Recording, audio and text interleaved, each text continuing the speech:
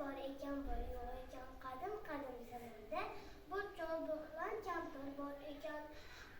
Zumrad aqlli qiz ekan. Bir kuni u shupura boshlabdi va bobosi aytibdiki, qizim ozgina dam olgin biroz debdi. Boshlayman bobojon, men ishlarimni qilib bo'lay debdi. Men o'tin terib kelay debdi. Xo'p deb. Va u kampir chiqibdi. Voy bezori, menga nonushtan qani debdi. Va qimmat chiqibdi. Voy nima shovqin ertalabdan debdi. U har uni qo'shnilar maqtashadi. Voy meni bezor qizimni xafa qilganim uchun yo'qol bu yerdan debdi. Ular va odam bobosi kelibdi. Qizim, qayerdasan? Menga o'tinlarni terishib ibor debdi.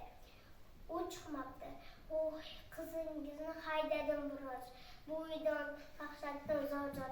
Ey, ishing joyidami kampir? deb uni qizini qidirib kelibdi. Va u bir Zumrad kechqurun yurib turib o'rmonlarda adashib qolib o'tirgan ekan. Bir sehrgar kampir chiqib qoldi. Nimaga yig'layapsan go'zal qiz? O'z uyimdan haydaldim debdi. Zoti past deb atadi. Yur menikiga debdi. Rahmat debdi. U yerda ishlarini qila boshlabdi. Va u o'tin tergani chiqibdi tomiga va uning qishlog'ini ko'rib qolibdi. Otasi, qizim, qayerda qolding debdi. Va Zumrad, nega yig'layapsan qizimcha? Uyimni sog'indim, qishloqda odamlarday debdi. Tashvishlanma debdi. Sen bir eshik bor. Oq eshikni ochsang, o'sha mendan senga sovg'a. Xizmating uchun mana senga libos debdi. Rahmat buvijon debdi.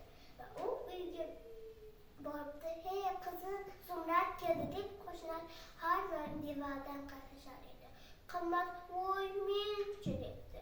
Arvani yetalang chol, meni qizimni erting darhol.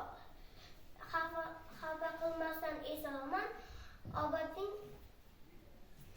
degan manzilga debdi. Zumrad mana shu yerdan borgan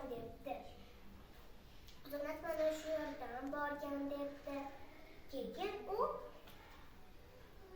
shuni qimmat, ey kampir kelib, ey kampir, nimaga o'tiribsan bu yerda? Ko'rmayapsanmi? Noiloj o'tiribman. Yur meni uyimga debdi. Ular ovqatni tez kampirga ovqat tayyorlab bermasdan o'zi yeya boshlabdi. U bu yer jonimga tegdi ketadi. Menga sandiq qani? Ha, senga qulay tortdik. Qora eshikni ochsang, bor sandiq mendan senga sovg'a. Endi ko'ylakni cho'z debdi. Voy sen g'alati ekansan-ku debdi. Mana xizmatingga tanladim libos. Voy necha bezunaqay debdi. U tekinga keldi deb uyga bordi va oyisi uni kutib tura boshladi. Hamma eshiklarni qulflab sandiqni ochgan ekan, u yerdan ajdaho chiqa boshladi. Ertagimiz tamom, ular qochib ketibdi.